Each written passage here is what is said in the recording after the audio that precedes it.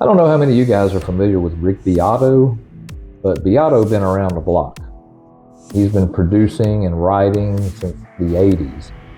And he has a really good YouTube channel. I check it out from time to time because he does get to interview a lot of people. Granted, he is in the boomer category, so he interviews a lot of people from like 70s bands, and he'll get some 80s people. But I mean, he had like Nuno Betancourt, and he's got an ear for music that's very fun to watch.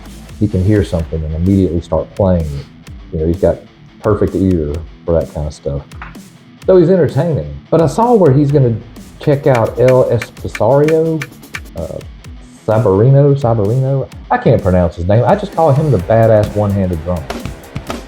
And I'm very curious what Beato's take is on him, because if you haven't seen Estepario,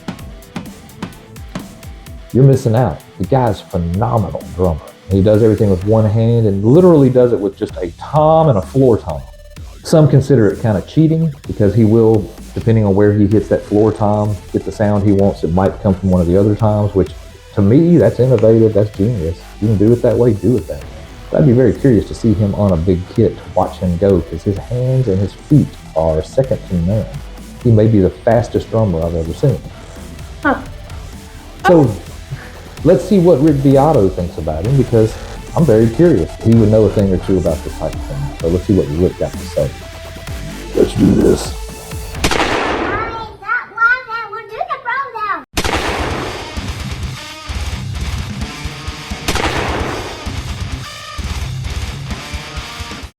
Those of you that have been watching my channel for a while know that I like to highlight a lot of new young players on different instruments. This particular player is a drummer.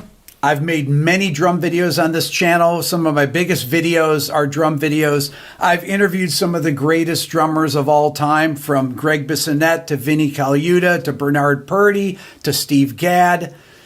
But this particular drummer happens to be a YouTuber. And having said that, you already know who I'm going to say. He's a drummer from Spain, and his name is Estepario Siberiano. He is insane. I refer to him as the human drum machine. Yeah, everybody does. If you haven't heard of him, he's got about 3.4 million subscribers on YouTube. And it tracks. Let me play you this short, which has over 50 million views. Check this out.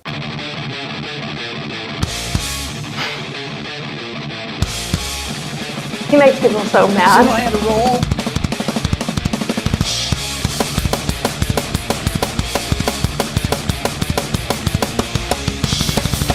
Woo!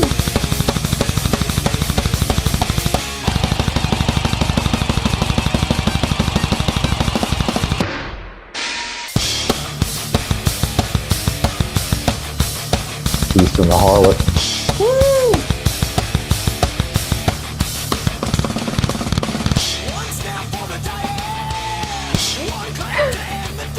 That song was, of course, Natural Born Killer by Avenged Sevenfold. That is really insane. Those single-handed rolls, the double kick things, the fills, incredible. I want to say that was... But really, to me, the thing that stands out even more is his unbelievably great showmanship. The stick flips that come right back in on time, smoking, doing the machine gun thing. He is an just amazing entertainer. In these 30-second videos, it really tells the whole story, and they're exciting to watch. And I know that people share them. Let me play another video here. Check this one out. I've seen this one. A few minutes later. Here's the cowbell. I gotta have more cowbell. Don't blow this for us, Gene!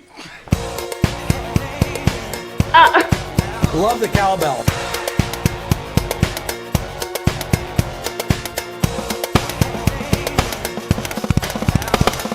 Oh my God, we're back again.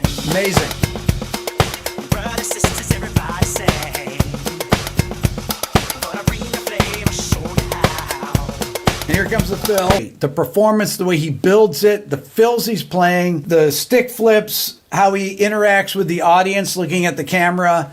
And then his really cool logo that he has at the end. The thing that really turned me on to his channel was a video he made about 9 months ago for his million subscriber episode that he says, it's called My Story. And it's really a compelling video, and I would recommend it to you to check out. Those of you that have watched his videos but haven't seen this particular, it's more of a long form video. He talks about his upbringing and starting drums at 12 years of age and how he used to practice all the time and how he was a great student, an A-plus student in school, and how he went to college. Now, he went to college as a sociology and political science major, I believe. For the first 2 years of college, he was getting all A's, great student, and then he started playing gigs with a friend of his to make extra money.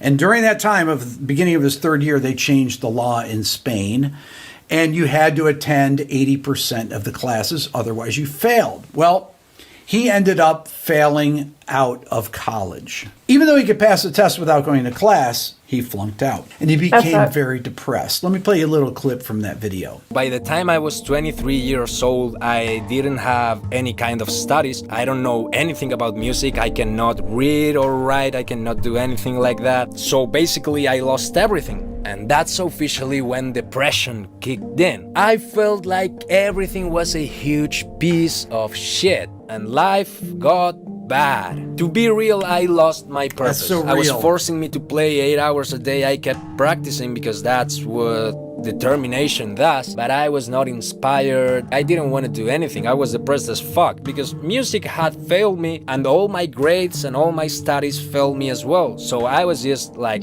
fucking hopeless and I didn't know what I was going to do. And what's worse, I didn't want to do anything else. I was totally lost. I didn't have a reason to wake up in the morning. All that negativity actually entered inside of my body. Now, when I started feeling like I had lost my will to live, or however you want to call that, I thought to myself, what a waste of time it would have been if I didn't record everything that I know how to do with my drums. I need to at least leave behind proof of everything that I have achieved with this. I just have incredible respect for somebody that's willing to get on camera and bare their soul and tell you about these things, his depression issues. I just have tremendous respect. He did it with no shame and just telling people kind of what he had been going through. I've never met him. Love to have him on the channel sometime, but I really, really have enjoyed his videos for a long time. I'd love to know what you guys think. If you already know his drumming or if you're seeing him for the first time, love to know your thoughts. And don't forget to hit the subscribe button. Thanks so much for watching. Dude's a beast. Yeah, there's really nobody out there that's in his category. I mean, I hadn't heard a drummer like him since Eloy.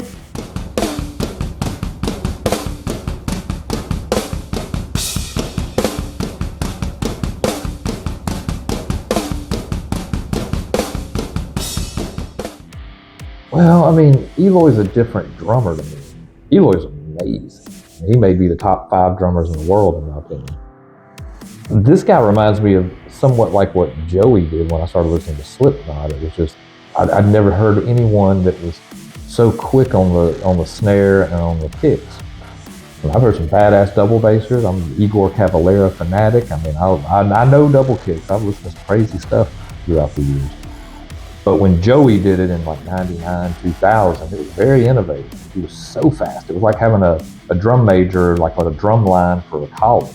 That type of speed on his hands, but his feet could follow suit. And he accented everything so well with his ride and his hi-hat. And that's kind of how I feel about this guy. When I first saw him, he's doing this with one hand. And a lot of the stuff he's doing, I'm not a drummer. I play drums. I can play drums. You put me on a drum kit, I can play. I can hold up a beat. We can play a song.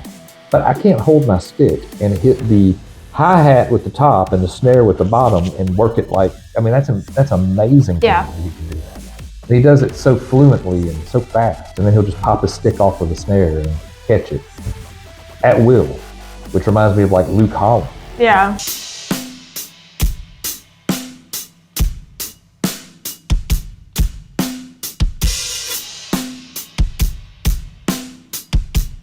That's how Luke used to do it. He would do stick tricks where you're just like, wow.